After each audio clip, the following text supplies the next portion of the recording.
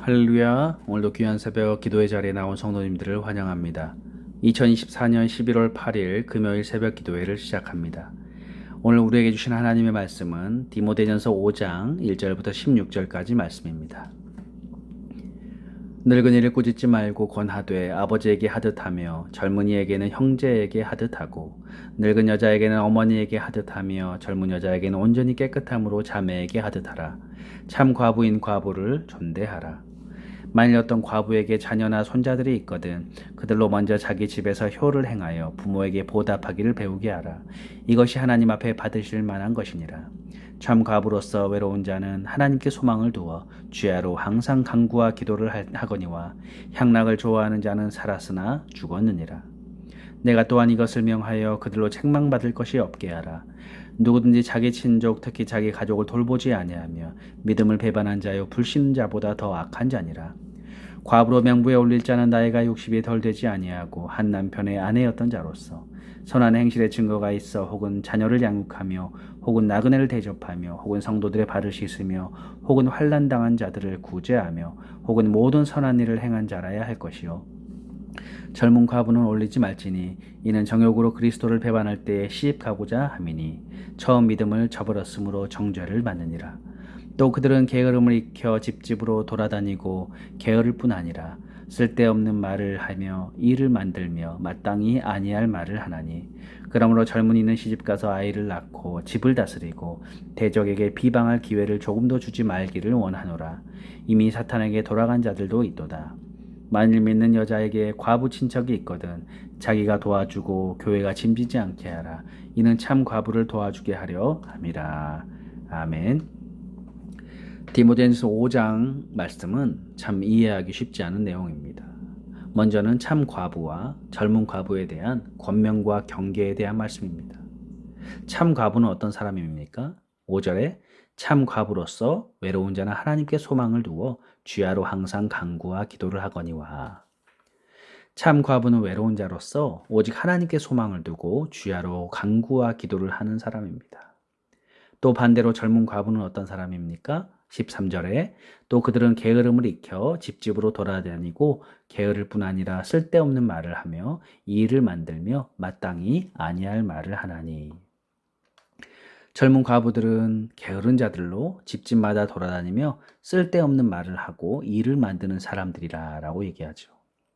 그런데 여러분, 사실은 나이가 젊다고 꼭 이렇게 다니는 것은 아닐 것입니다.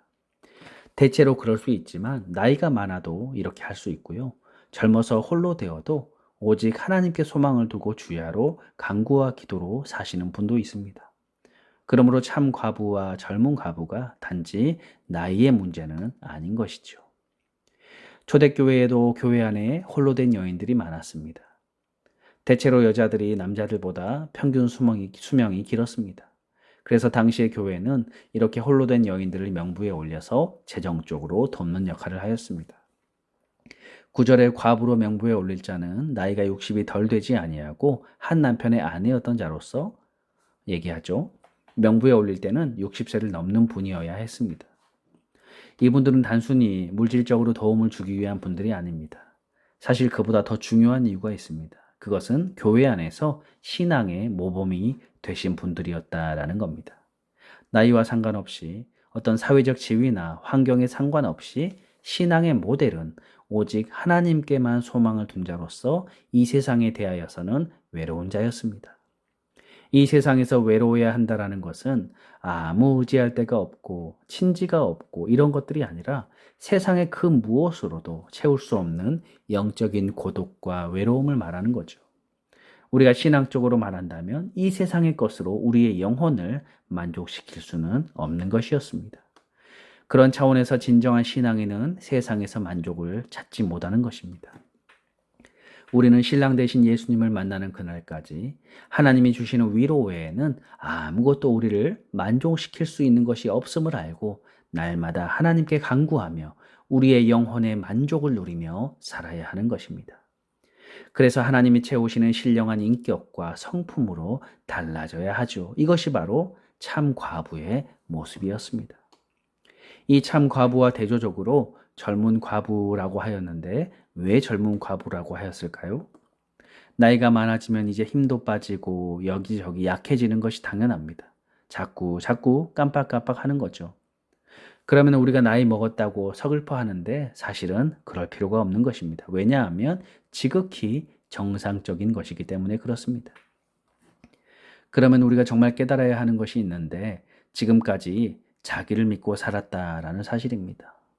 내가 젊어서는 힘이 있어서 우리가 예수님을 의지한다고는 믿는다고 하였지만 사실은 나도 모르게 나를 의지하고 내 힘을 의지하며 살아온 것을 알게 되는 것입니다.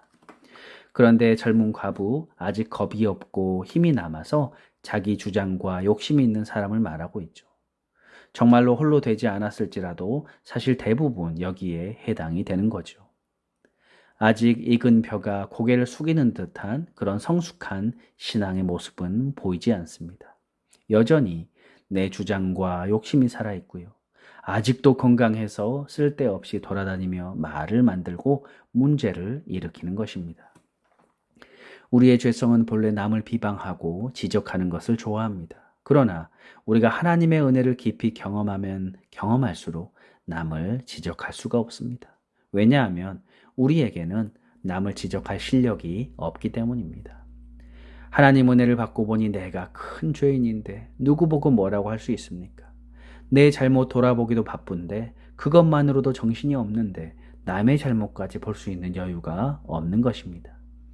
더군다나 우리가 충고하여서 상대방이 고치거나 변화되는 일은 절대로 없는 것입니다.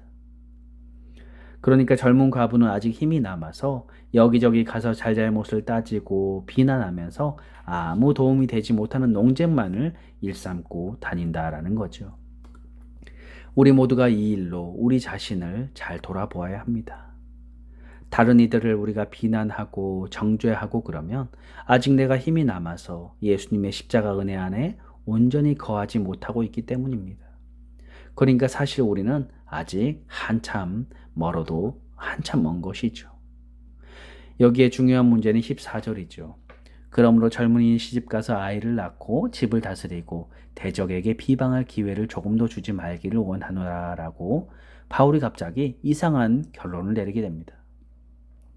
고린도전서에서는 바울이 시집 장가 가지 말고 독신으로 살아서 주의 일에 전념하라라고 하였는데 사실 이것은 특수한 상황이고 일반적인 상황은 아닌 것입니다. 젊은이들이 결혼해서 아이 낳고 해서 대적에게 비방할 기회를 주지 말아야 합니다. 이게 무슨 말입니까? 젊은 과부처럼 괜히 시간만 남아서 괜히 말만 만들고 다니지 말라라는 거죠. 여자들로 말하면 결혼해서 남편 뒷바라지하고 자식들 돌보고 가사일을 하느라고 그렇게 바쁘게 살라라는 말입니다. 괜히 이 집 저 집 한가하게 놀러 다니지 말라라는 것입니다. 왜냐하면 그렇게 해서 죄 지을 틈을 갖지 않는 것이 좋다라는 것을 말하고 있습니다. 이게 무슨 신앙인의 권면인가? 너무하지 않는가라고 할 수 있습니다. 물론 너무한다라고 얘기할 수 있죠. 그러나 여기 신앙생활의 가장 중요한 부분, 바로 우리가 너무나도 도외시하고 있는 핵심이 있습니다. 지금 바울은 집안일을 열심히 하라라고 말하고 있습니다.